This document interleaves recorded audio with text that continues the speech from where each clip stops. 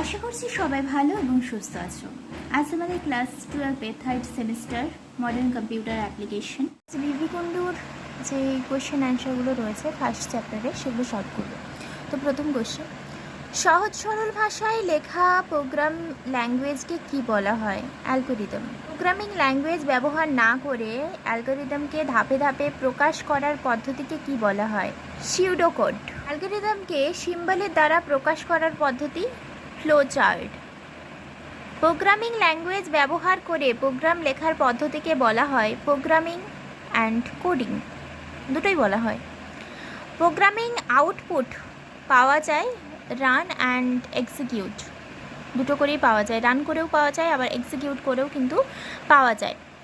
Programming লেখা, run করা, ত্রুটি সংশোধন করা ইত্যাদি কাজগুলো পরিচালনা করার পদ্ধতিকে কি বলা হয়? প্রোগ্রামিং ম্যাথোলজি। পাইথন যখন শুরু হয় তখন লাইনের কিছুটা স্পেস রেখে তারপরে কিন্তু কোডিং লেখা শুরু হয়, এই কৌশলটিকে কি বলা হয়? এই স্পেস ছাড়ার কৌশলটিকে বলা হয় ইন্ডেন্টেশন। যেটির মান কখনো সংখ্যা দিয়ে শুরু হয় না, ভ্যারিয়েবল। ভ্যারিয়েবলের মান কখনোই সংখ্যা দিয়ে শুরু হয় না।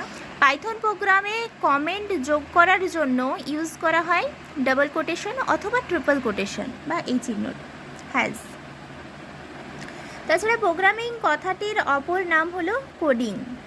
প্রোগ্রামের ত্রুটি সংশোধন করার পদ্ধতি হলো ডিবাগিং। ত্রুটি সংশোধন করার প্রক্রিয়া হলো ডিবাগিং।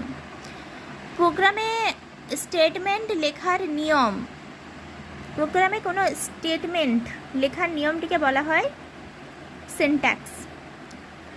প্রোগ্রামে গ্রামার সংক্রান্ত ত্রুটিগুলোকে বলা হয়ে থাকে সিনট্যাক্স এরর। গ্রামার সংক্রান্ত ত্রুটিগুলোকে বলা হয়ে থাকে সিনট্যাক্স এরর। পাইথন একটি ইন্টারপ্রেটার নির্ভর কম্পিউটার ল্যাঙ্গুয়েজ। প্রোগ্রাম এক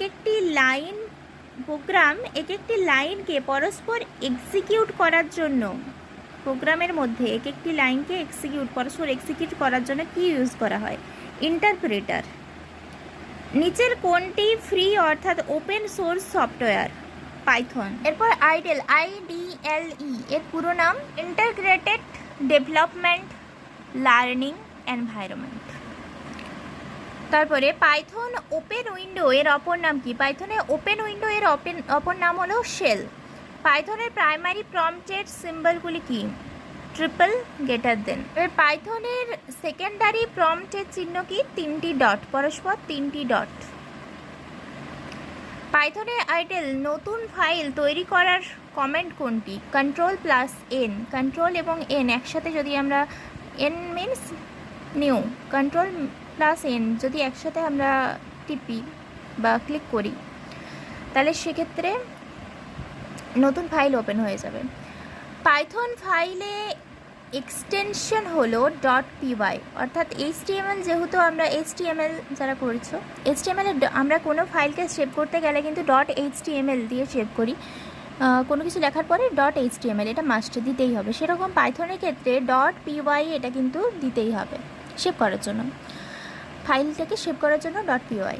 পাইথন প্রোগ্রামের আউটপুট দেখার জন্য ব্যবহার হয়, আউটপুটকে দেখার জন্য আমরা P5 প্রেস করতে পারি, তাহলে আউটপুট দেখতে পাবো। যে মেনু ইউজ করে পাইথন প্রোগ্রাম রান করা হয় সেটা হলো রান মেনু।